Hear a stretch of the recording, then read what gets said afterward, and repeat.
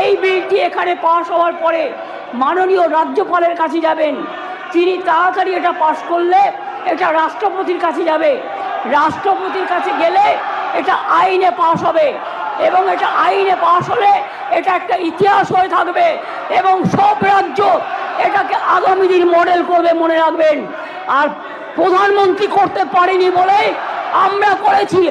প্রধানমন্ত্রী, আপনি দেশের লজ্জা, আপনি মেয়েদের প্রোটেকশন দিতে পারেন না, তাই আপনার পদত্যাগ দাবি করছি।